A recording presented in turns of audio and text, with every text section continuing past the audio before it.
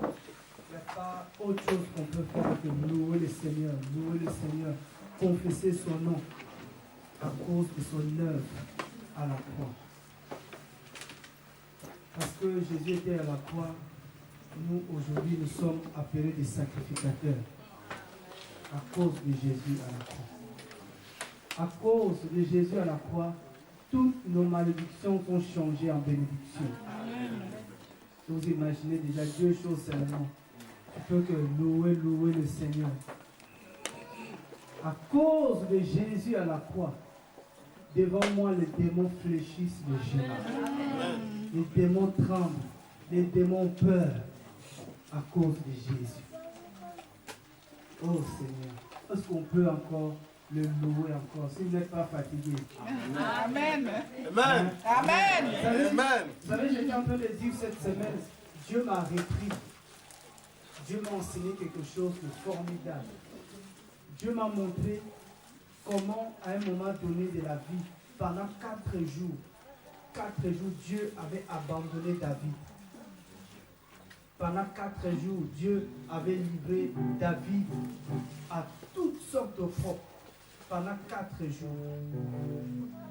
Parce qu'à un moment donné, David avait abandonné la harpe.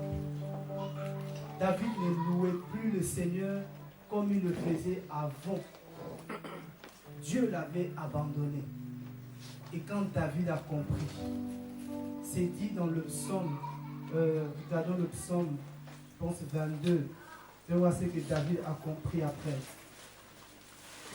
Je ne veux plus et je prie que le Seigneur ne me quitte pas et que le Seigneur ne m'abandonne pas. Mais si tu comprends ces secrets, cette parole, le psaume 22, Dieu avait abandonné David. Or, la Bible dit plus loin dans Actes des Apôtres, chapitre 13, la Bible dit que David était l'homme selon le cœur de Dieu. David était l'homme selon le cœur de Dieu. Il dit, cet homme qui fera ma volonté. Ça veut dire que cet homme qui me fait plaisir. Amen. Cet homme qui est agréable. David était un homme agréable à Jésus. Agréable à Dieu. David. Il était un homme qui faisait la volonté. Ce passage-là aussi, quand on le lit, on ne lit pas tout. C'est en lisant bien, j'ai dit, mais non, le passage ne s'est pas arrêté que David est l'homme selon mon cœur. Il y avait la suite. Et qui fera la volonté de Dieu. C'est-à-dire qui me fait plaisir. David était un homme qui faisait plaisir à Dieu. Et c'est pourquoi je cherchais à comprendre comment David faisait plaisir à Dieu. Comment, qu'est-ce qu'il faisait pour qu'il puisse plaire autant au Seigneur. Jusqu'à ce que Dieu va dire l'homme selon mon cœur. C'est lui qui fait plaisir à Dieu et aussi comme David. C'est-à-dire qu'il est aussi l'homme selon le cœur de Dieu. Mais cet homme qui était l'homme selon le cœur de Dieu, dans le psaume 22, le premier verset, j'ai lu dans la version Martin, « Mon Dieu, pourquoi m'as-tu abandonné, t'éloignant de ma délivrance et des paroles de mon réjouissement. Mon Dieu, je crie de jour, mais tu ne réponds point. Et de nuit, je ne cesse point. » David. David était un homme, quand il voulait aller en guerre, il parlait, Dieu répondait. David était, à chaque fois qu'il voulait faire quelque chose, il priait le Seigneur répondait. Mais là, c'est David qui parle. Ça, c'est le psaume que David a composé pendant 4 jours de souffrance.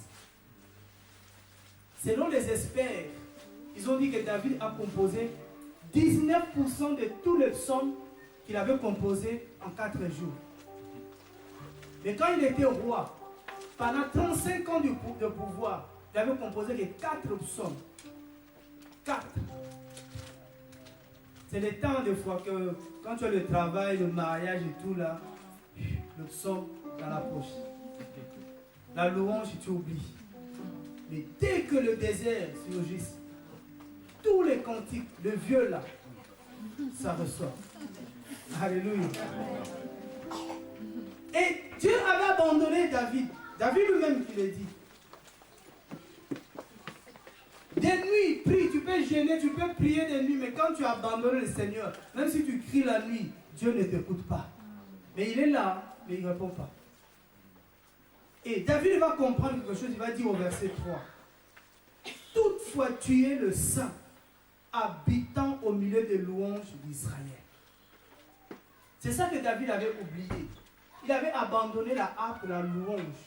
David était un homme qui louait beaucoup le Seigneur. Il passait son temps à louer le Seigneur. Et il a compris, il dit, oh, Dieu n'habite qu'au milieu des louanges de son peuple. Donc quand il a compris, il avait repris la harpe. Il avait commencé à louer le Seigneur. Et quand il a remis la louange au milieu du peuple, là Dieu est revenu. Alléluia. C'est que Dieu m'a appris. J'habite au milieu de louanges de mon peuple. Je suis là où je suis loué. Je ne suis pas là où je ne suis pas loué. Et si vous voulez plaire à Dieu, frère, remets la louange dans ton cœur. Remets la louange dans ta vie. Il n'y a pas plus beau que la louange. Il n'y a pas plus agréable à Dieu que la louange. Hier, on nous a trompé, je peux dire trompé, que la louange appartient au chant. Non. Mais Dieu nous a réveillés. Merci Seigneur. Il a dit, tout ce qui respire, loue l'Éternel. Amen. Voyez? Donc nous tous, nous sommes appelés, chantre ou pas, pasteur ou pas, prophète ou pas, à louer le Seigneur.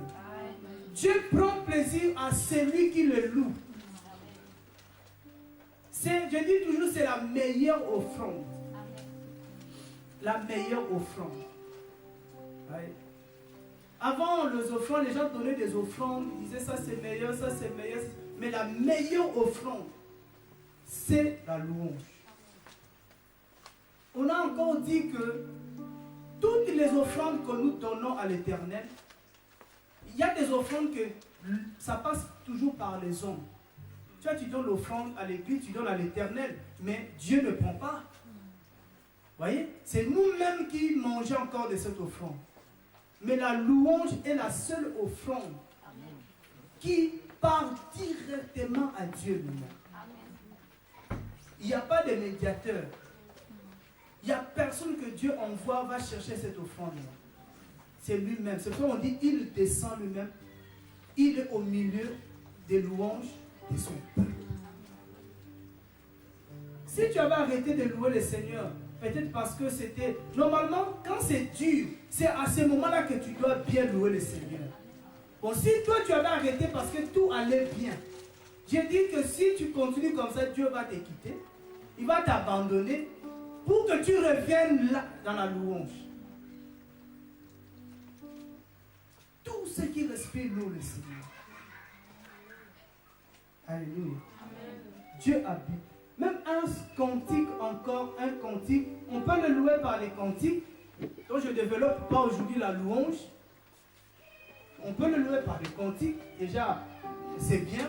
Confesser son nom. C'est quoi j'ai dit? Il ne faut jamais arrêter de confesser le nom de Jésus-Christ. Parce que louer Jésus, c'est confesser son nom devant les hommes. Dans le monde entier. Devant les païens. Devant nos familles. Il faut que Jésus soit élevé. On a compris la définition de Jésus, non? Jésus, c'est ce que ça veut dire Jésus. Jésus. Jésus. Bon, on va revenir. Il y a 3 questions aujourd'hui. On peut le louer. Alléluia. On le loue, on le loue. La joie du Seigneur est accordée. Alléluia. Nous sommes dans la joie. Gloire à Jésus. Parce que Jésus est Seigneur. Amen. Alléluia. Si vous le voyez chanter, la joie du Seigneur a débordé.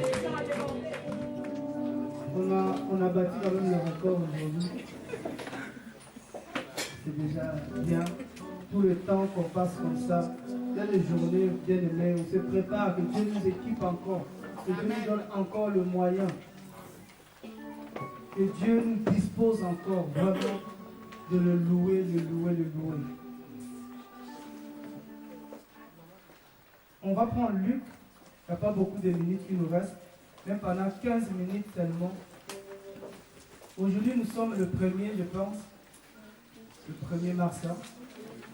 Donc, on n'a pas pris beaucoup de temps le 1er mars. Le 14, on sait qu'il y a le mariage hein, de notre frère Isnarel et la sœur Marita. Le 14, je pense que tout est presque au point. Amen. On prie, on continue à prier le Seigneur que le jour-là encore, on nous a donné l'espace. C'est rare dans un mariage, on nous donne l'espace de louer le Seigneur. Amen. J'ai dit, je sais qu'il n'y a que ça que Dieu attend de nous. Lui donner la louange. On va louer encore le Seigneur le jour-là. Je vais juste lire le passage de Luc 23 et puis on va partager tous ensemble. Luc 23, le verset 34. Ça s'est passé à la croix. À la croix. Il s'est passé beaucoup de choses à la croix. Amen. Si Jésus n'était pas mort, ça c'est sûr et certain, toi et moi, nous n'allions pas devenir des sacrificateurs. Amen. Et j'ai appris une bonne nouvelle. Pourquoi Jésus a fait de nous des sacrificateurs? J'ai encore béni le Seigneur. Est-ce que vous savez que dans l'Ancien temps, moi j'ai compris ce matin, ça ne sert à rien de parler de l'Ancien Testament, mais de l'Ancien temps. Dans les temps des anciens. Oui. Excusez-moi, il y a une personne, je crois que c'est un voisin du quartier, qui demande en fait, est-ce qu'il y a une personne qui a sa voiture immatriculée AF 585 VT qui est garée devant son garage? Sinon, il va appeler la fourrière en fait. Donc AF 585 VT, c'est une Renault. Qui s'est garée AF 585 VT. Non, c'est pas ici. C'est pas ici. Le dimanche, si vous venez, si on est là le dimanche, ceux qui ne connaissent pas, entrez seulement dans le parking en dessous. Il y a beaucoup de places là-bas. Des livres, les dimanches. Amen. C'est bon? Peut-être que vous connaissez. Moi-même, moi, je m'applique là. Moi, c'est combien? Je sais combien. Il y a des chiffres comme ça qui n'entrent pas. Je m'applique le code bancaire. Ça n'entre pas. Amen. Donc, je disais que j'ai appris une bonne nouvelle. Je peux d'abord vous annoncer ça. C'est que dans Apocalypse chapitre 1er, le verset 6 là-bas, la Bible dit, allez lire, qu'il a fait de nous de tous des sacrificateurs. Toi et moi, tu es sacrificateur. Ça veut dire que Jésus, en nous faisant des sacrificateurs, il nous a libérés de beaucoup de choses. Juste en nous faisant des sacrificateurs. De beaucoup de choses. Parce qu'avant, le peuple d'Israël donnait leur dîme aux Lévites. Aux Lévites.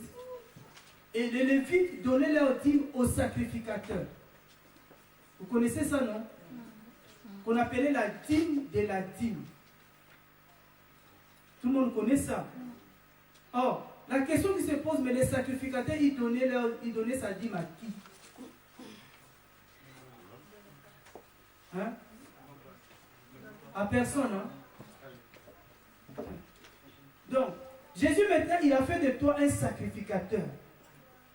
Pour que toi, tu donnes ta dîme à...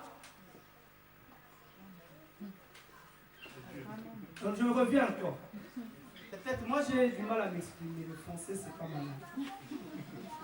Les peuples donnaient leur dîme aux Lévites.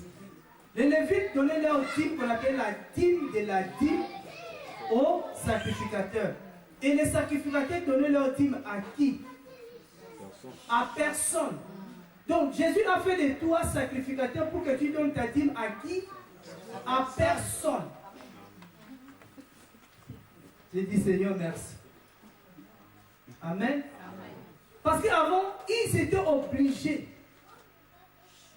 de donner leur dîme aux Lévites pour que les Lévites à leur tour puissent avoir aussi quelque chose pour donner aux sacrificateurs. Donc Jésus t'a libéré de ça.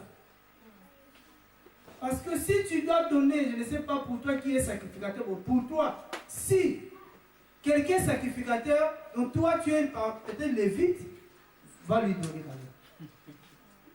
Mais si tu crois que tu es sacrificateur, tu ne peux donner ta dîme à personne. Tu es libre. Amen. Amen. Tu es libre. C'est des choses comme ça, des nouvelles comme ça, bien aimés. Je dis qu'ils doivent nous libérer. À cause de la croix, Luc 23, 34. Donc ça, vous reprenez ça, hein, c'est une nouvelle comme ça. Allez encore vérifier. Je sais qu'il y a des gens qui croient que si ils donnent la dîme au pasteur, ils seront bénis. Il y en a qui continuent à croire comme ça.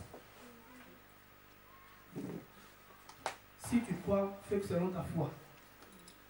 Jésus disait, Père, pardonne-leur car ils ne savent ce qu'ils font.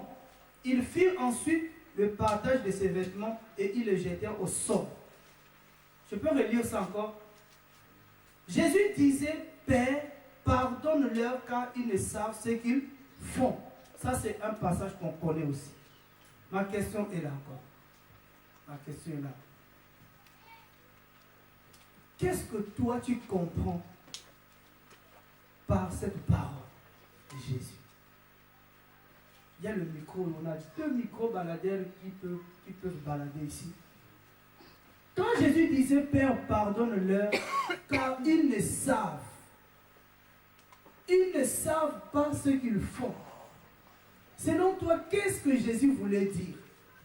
Si tu avais déjà un jour compris aussi, pas nous répéter ce qui est écrit, nous dire qu'un jour je lisais cette parole et j'avais compris quelque chose. Souvent on répète ça souvent quand quelqu'un fait « Ah Seigneur, pardonne-leur, ah pardonne ».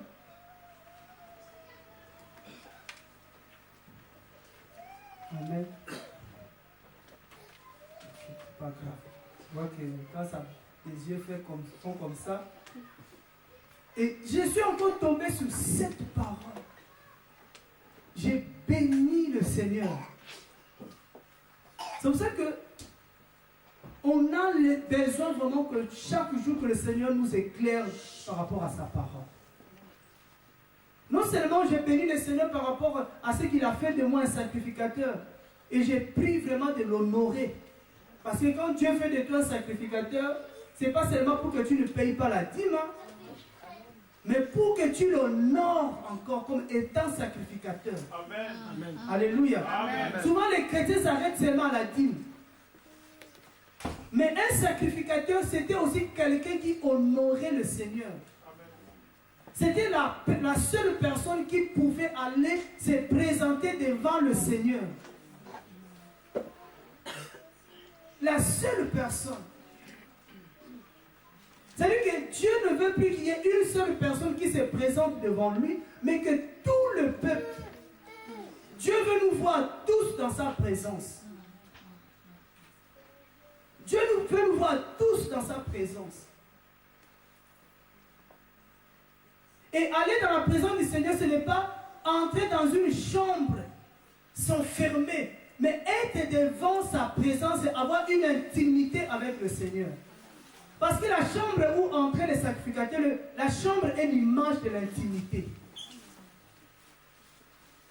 Dieu veut que tous nous entrons en intimité avec lui, être en relation permanente avec lui. Et c'est quelque chose que nous avons perdu ces derniers temps. Je sais que quand j'étais arrivé à Rennes, une fois, j'ai parlé avec des gens qui étaient dans l'église, qui travaillaient dans l'église. Dans l'église où j'étais arrivé pour la première fois, l'église était divisée en deux parties. Il y avait ce qu'on appelait d'un côté les laïcs et de l'autre côté des chrétiens spirituels. Et je suis arrivé, j'ai posé la question, pourquoi vous êtes des laïcs? Et un laïc m'a dit que, parce que nous ne sommes pas de ceux qui sont appelés à intercéder.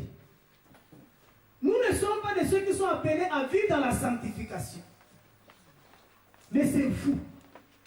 Mais ces laïcs-là, c'était des diacres. Voyez un peu l'histoire. Alléluia. Devant le Seigneur, Dieu ne voit que des sacrificateurs. Dieu ne voit pas les diacres, Dieu ne voit pas les anciens. Devant le Seigneur, personne n'a un titre. Devant le Seigneur, il n'y a pas un pasteur. Devant le Seigneur, il n'y a pas de pasteur. Parce que si tu es pasteur devant le Seigneur, tu peux pas être pasteur devant le Seigneur. Amen. Devant le Seigneur, c'est le Seigneur lui-même qui est le pasteur et nous sommes des brebis. Vous voyez? Personne devant le Seigneur va dire, moi je suis pasteur, moi je suis prophète. Non. Il a dit, qui t'a établi prophète sur moi? Qui t'a établi pasteur sur moi? Dieu nous voit tous pareils. Dieu. Si nous sommes tous pareils, c'est ça le problème. Il dit, Père, pardonne-leur.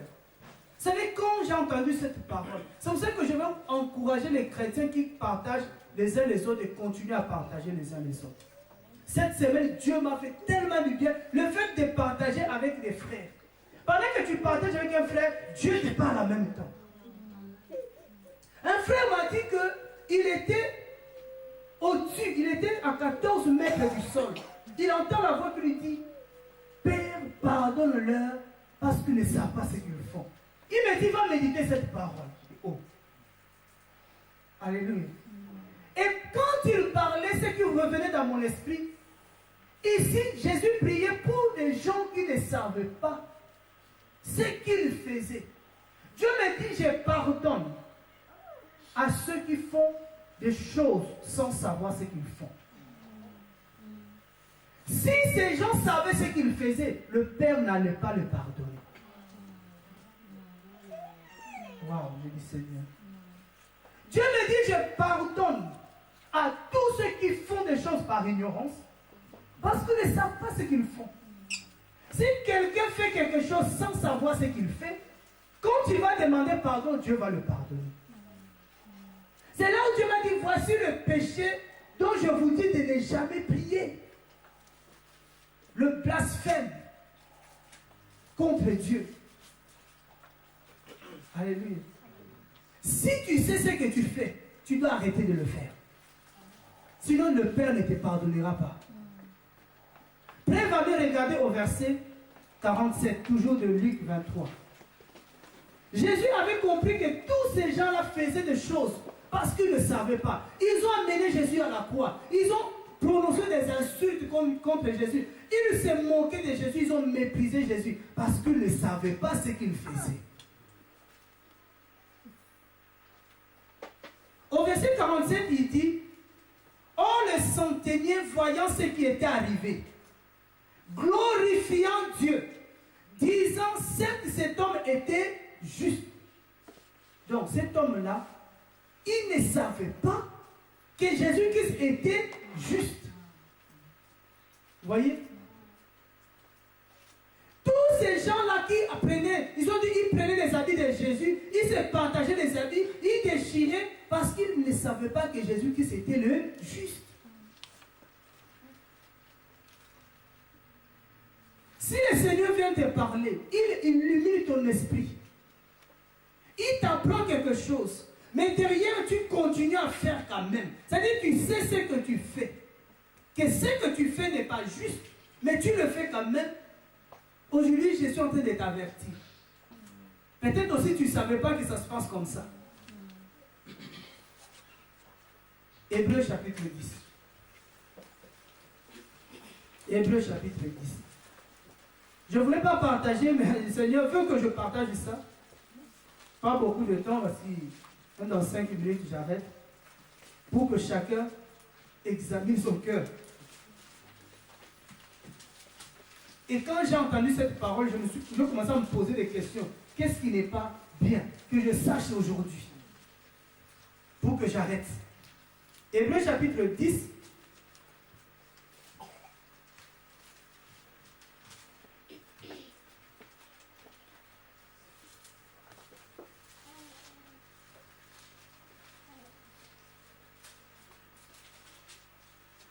Le verset 26.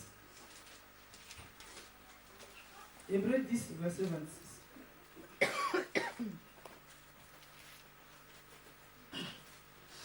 Hébreux 10, le verset 26, il dit: car si nous péchons volontairement, après avoir reçu la connaissance de la vérité, il ne reste plus de sacrifice pour les péchés. Voyez? Si nous péchons volontairement, à chaque fois que à la maison mes enfants commettent une faute, je leur pose la question d'en faire et où. Ils me disent non, en dessous de nos pieds. Je dis ok, vous avez compris. Amen. Oh, on entend de plus en plus que Jésus-Christ est déjà en train d'arriver. Ouais. Que Jésus-Christ revient, ou peut-être c'est demain. Vu tout ce qui est en train de se passer là de plus en plus. J'ai dit, si toi tu ne regardes pas la télé, demande à ceux qui regardent la télé, ils vont t'informer. Bientôt, il y aura le mariage entre un homme et une baleine. Ils vont le célébrer. Ça fait 3 ans qu'ils sont en relation d'amour. Bientôt. Le mal est en train d'atteindre un niveau inacceptable. J'ai dit, tous les gens ont vu les gens manifester. Mariage pour tous. Vous avez vu ça? On a écrit mariage pour tous. Vous ne vous êtes pas posé la question, qu'est-ce que ça veut dire pour tous? Ça veut dire que tous les mariages sont permis. Tous les mariages sont maintenant permis. Avant le mariage, c'était entre un homme et une femme. Quand vous allez à la mairie, vous allez aussi rencontrer un homme avec un animal qui entre à la mairie. Toi dans l'autre salle, eux aussi dans l'autre salle. Mariage, on a déclaré publiquement, mais comme il y en a qui ont des oreilles qui n'écoutent pas, on a déclaré mariage pour tous. Il y avait des affiches, des banderoles. C'est quelques jours après, le Seigneur commence à m'enseigner, il dit mariage pour tous. Attention, on a dit mariage pour tous. C'est là que Dieu m'a ouvert les yeux. Et quand tu commences à voir des articles, que dans telle ville, une femme va se marier avec son chien. J'ai dit, mais oui, mariage pour tous. La définition du mariage, ce n'est plus un homme et une femme. Non, c'est fini ça. Toutes les personnes qui sont près de prouver qu'ils s'aiment, si tu aimes l'arbre, ils vont te marier avec ton arbre. S'ils ne veulent pas, ils vont prendre un avocat pour dire, dans la condition d'équipe mariage pour tous. Vous savez qu'aux États-Unis, là, le père qui veut se marier avec sa fille, tout, mais ça, vous ne savez pas. Regardez-moi les infos, même les infos. Ah oui. Tous ces mariages-là, c'est maintenant normal. C'est la loi. Vous voyez le monde dans lequel nous vivons. Quand on dit que notre temps, nous péchons, nous commettons le péché plus que Sodome et Gomorrhe. Si au temps de Sodome et Gomorrhe, Dieu était descendu pour détruire, qu'est-ce qui va l'empêcher en notre temps? Il a dit dans notre temps, ça sera pareil. Quand l'iniquité va atteindre un niveau, Dieu va revenir. Vous savez comment au temps d'Ézéchiel, Dieu frappait? C'était à cause de quoi? Quand il venait dans la maison de Dieu, quand il venait dans le temple, il voyait, il amenait Ézéchiel, il dit Ézéchiel, regarde ce qui se passe dans le temple. Regarde tout ce qui se passe dans le temple aujourd'hui, dans nos temples, dans nos églises, où les gens fréquentent. Ça amène Dieu à descendre. Ça mène le Seigneur à descendre. Je vous dis, ce n'est plus le temps de continuer à pécher. Si tu sais que ce que tu fais n'est pas bien, amen, prends la décision de ne plus le faire. Amen. Parce que Dieu appelle ça le blasphème, le péché impardonnable. Amen. Si nous péchons volontairement, après avoir reçu la connaissance de la vérité, Dieu n'est pas notre honte. Dieu n'est pas notre ami. Dieu n'est pas dans le pitié. Dieu est dans l'amour. Amen. Qu'il aura pitié de toi, mais toi tu es qui? Pour avoir pitié de toi. Alléluia. Amen. Et c'est aussi le temps d'aller aussi avertir d'autres frères pour leur dire, frère, ce n'est plus le temps. Il a dit le dernier passage, excusez-moi, le dernier passage dans Romains 13. Ce n'est plus le temps du Seigneur, préserve-moi. Seigneur, garde-moi.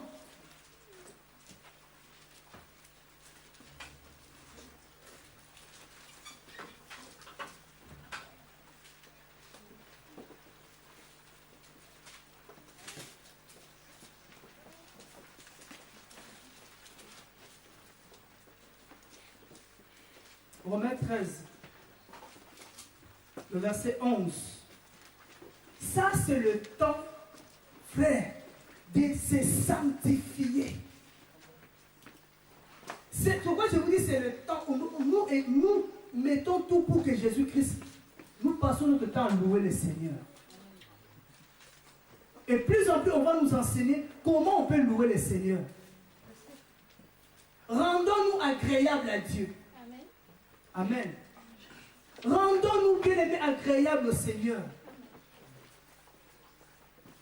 Matthieu 7, 21 dit seulement celui qui fait la volonté de mon Père. C'est-à-dire celui qui est agréable au Seigneur. C'est celui-là qui va entrer dans le royaume de Dieu. Amen.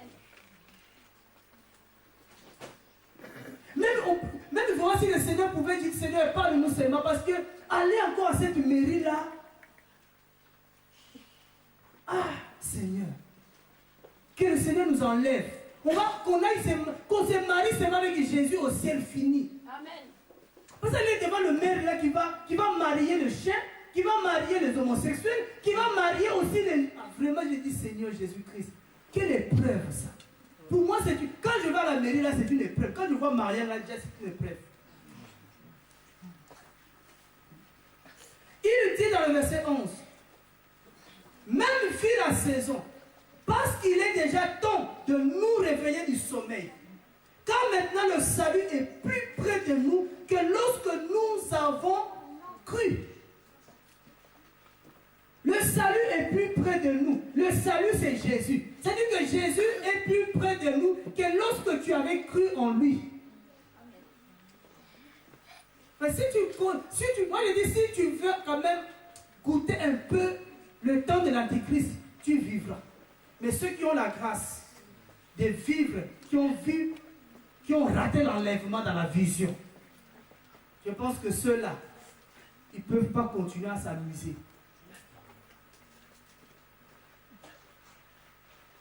J'ai dit si seulement on se fie, on regarde seulement Matthieu 25, 50% seulement des chrétiens seront enlevés.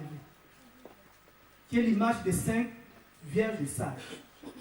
50% des chrétiens ne seront pas enlevés. Qui est l'image de 5 vierges folles. Mais c'est des chrétiens. C'est-à-dire c'est des gens qui allaient dans les églises. C'est des gens qui connaissaient le Seigneur, qui avaient des lampes, qui avaient la parole. Un jour, à l'époque de Mobutu, avant qu'il meure, quand il avait décidé de fermer l'église des témoins de Jéhovah, les gens avaient commencé à murmurer. Il dit, mais lui, il commence à s'élever contre les églises. Il avait fait un discours, cet homme, il a dit, ici au Congo, il y a quelqu'un qui ne connaît pas le Seigneur. C'est un discours que j'ai dit, waouh. Il dit, tous ici, on connaît le Seigneur, on prie. Même lui aussi, il priait aussi, il connaissait le Seigneur. Malgré comment il menait sa vie, mais il connaissait le Seigneur. Donc quand on dit que je suis chrétien, un chrétien, il connaît la parole, il connaît le Seigneur.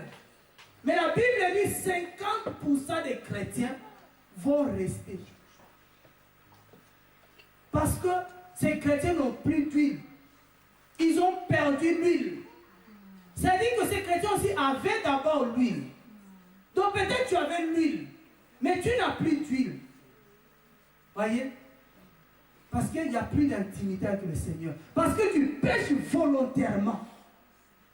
Nous serons surpris de voir les gens que nous connaissons qui étaient vraiment dans le péché. Au dernier moment, Dieu vient lui dire, arrête le péché. Il arrête et Dieu l'enlève. Mais nous qui connaissions la vérité, Dieu nous parle tellement, tu dis, oh, bon, j'ai encore le temps. Tu dors aujourd'hui, tu dis, oh, il n'est pas revenu, donc demain, non. Wow. C'est ça maintenant le raisonnement des chrétiens. Ah, je peux pécher un peu, hein. Il reviendra au moment où tu ne pensais pas. Ça sera, le ciel ne va pas changer. Peut-être qu'on sera au mariage. Pendant la fête du mariage. Parce qu'il dit, quand il reviendra, les gens se marieront et donneront. Si j'aime aussi ce passage-là, on verra ça un jour. C'est écrit comme ça, les gens se marient et donnent en mariage. Donc il y en a qui se marient et il y en a d'autres à qui on donne. Ce n'est pas la même chose. On va décortiquer ça après, si Jésus ne revient pas. Parce que nous, on est resté seulement à donner au mariage. Mais nous, on ne se marie pas. On donne seulement. On verra ça un jour. Priez seulement. Alléluia. Ce n'est plus le temps de dormir. C'est le temps de nous réveiller du sommeil.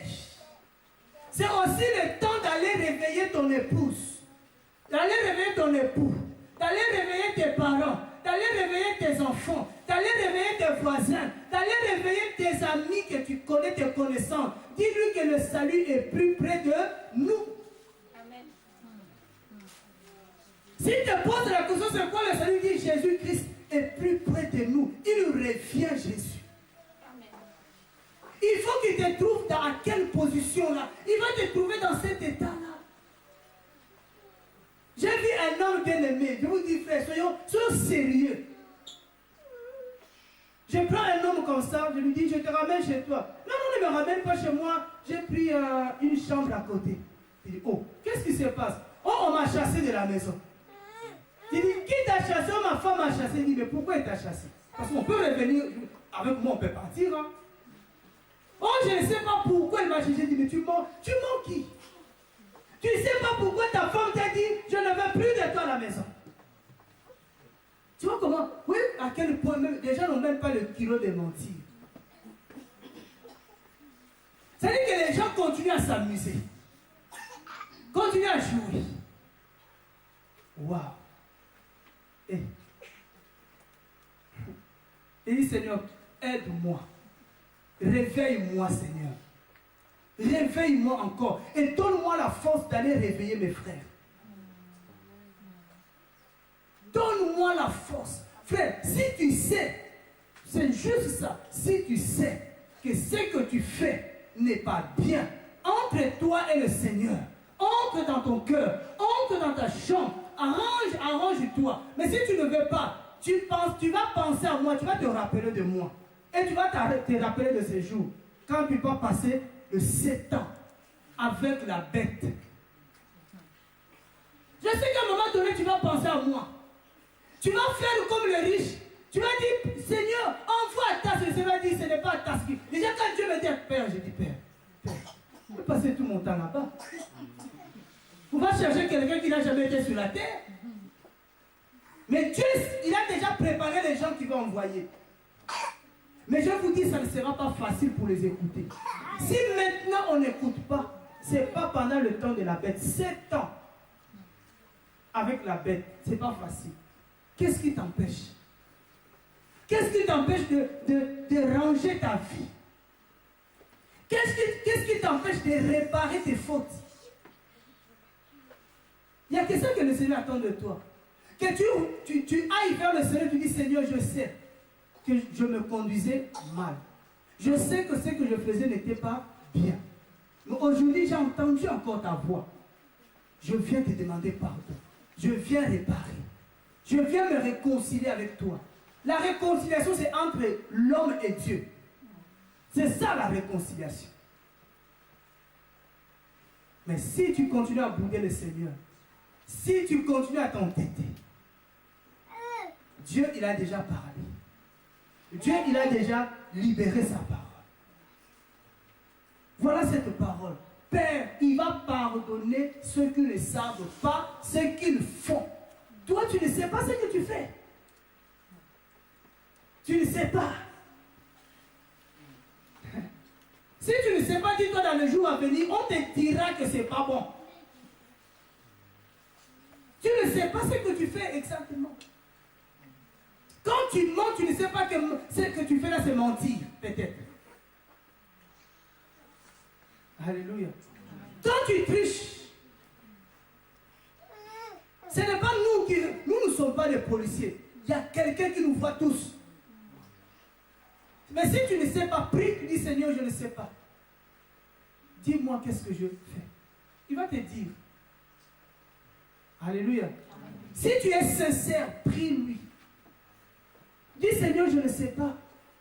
Mais dis-moi que ce que je fais n'est pas, si ce n'est pas bien, dis-moi Seigneur. Dieu est bon, je vous dis. Dieu est miséricordieux. Dieu est amour, il est plein d'amour. Il viendra lui-même. Il viendra t'enseigner le péché. Il viendra te le dire. Mais vraiment, ce que je te souhaite, c'est l'enlèvement. Ce que je te souhaite, c'est que tu sois enlevé. Ce que je te souhaite, c'est que tu demeures avec le Seigneur. C'est hier que j'ai entendu cette parole. J'ai toujours connu cette parole, mais jamais de cette façon. Maintenant, quand je vais essayer de faire quelque chose, je me pose la question, est-ce que c'est bien ou pas? Si ce n'est pas bien, j'arrête. Ça commence à travailler dans ma conscience maintenant. À chaque fois, je pense, parce qu'avant de faire quelque chose, je pense. Tu ne peux pas me dire que tu fais sans penser. C'est faux. Tout, avant de faire, tu penses. Et quand pendant que tu es en train de penser faire quelque chose, si tu vois que ce n'est pas bien, tu dis Seigneur, non, non, non. Je ne fais pas, Seigneur. Je ne fais pas. Alléluia. Amen. David avait la possibilité de tuer Saül. Il avait la possibilité. Il a dit, je ne peux pas faire ça, c'est pas bon. Je ne peux pas toucher à un oint de Dieu. C'est pour ça que tous ils ont pris ça, ne touchez pas au oint de Dieu. Ça encore, mettez ça comme ça. Tous maintenant, ils ne sont pas des oints de Dieu, ils disent, je suis oint de Dieu. Oint de Dieu. Amen. Amen. Il y en a qui n'ont jamais été oints de Dieu. Jamais. Parce que jamais, Dieu ne les a jamais reconnus. Eux-mêmes, ils se sont établis des oints de Dieu. Il y a des oints de Dieu, ils étaient bons avant, ils sont devenus mauvais. Mais toi, depuis qu'on te connaît, tu as toujours été mauvais. Et toi, tu n'es pas oint de Dieu. Parce qu'avant, Saül était quand même bon, avant de devenir mauvais. Toi, depuis que je te connais, il y en a un, il m'a dit, moi, j'ai commencé à servir le Seigneur dans telle ville. Après, il dit dans telle. S'il était là, comment il pouvait être là? Donc, il n'a jamais servi Dieu. Dieu compris, il m'a menti. Il y a des choses comme ça. En même temps, il était en Équateur, en même temps, il était en Angola, en même temps, il était à Kinshasa. J'ai dit, oh non, arrête. Arrête, toi là, tu es faux. Automatiquement, pour moi, ce n'est plus un homme de Dieu, c'est un menteur. Là, j'ai fermé ma Bible. Parce qu'il y en a qui disent, non, comment frère? Lis Apocalypse chapitre 2, le verset 2. Non, mon frère, lis d'abord Apocalypse. Apocalypse chapitre 2, le verset 2. Apocalypse chapitre 2, le verset 2. Il y a des loin de Dieu, mais il y a des menteurs. C'est-à-dire qui ne sont pas des loin de Dieu. Ok, j'ai lu la parole de Dieu. Amen. Je connais tes œuvres et ton travail et ta patience. Et je sais que tu ne peux pas supporter le méchant. Et que tu as éprouvé ceux qui se disaient être apôtres et qui ne le sont pas. Et que tu les as trouvés menteurs. C'est la parole de Dieu. Ah. J'aime bien comme il a fini. C'est la parole du Seigneur. C'est la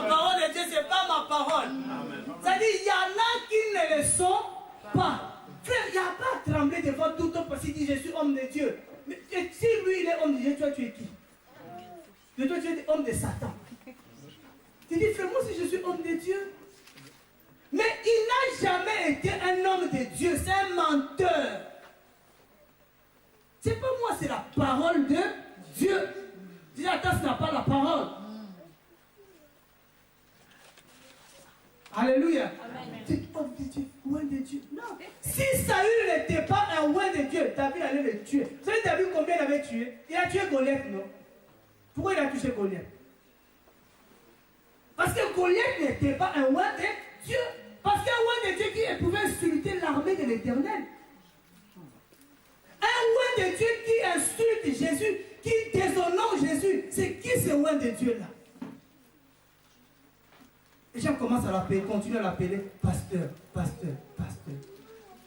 Souvent, moi, quand les gens m'appellent pasteur, je dis non, ne m'appelez pas pasteur, parce que vous appelez aussi les autres des pasteurs. Si eux les pasteurs, moi aussi pasteur, c'est qu'on est pareil.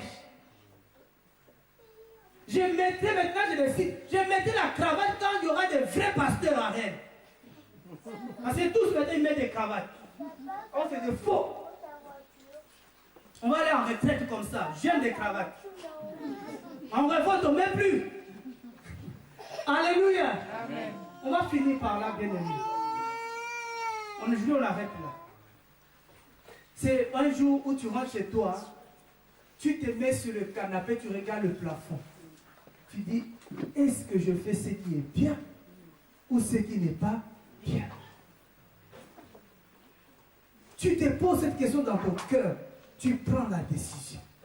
Frère, si il faut te marier, marie-toi. Si les chiens se marient, pourquoi pas toi?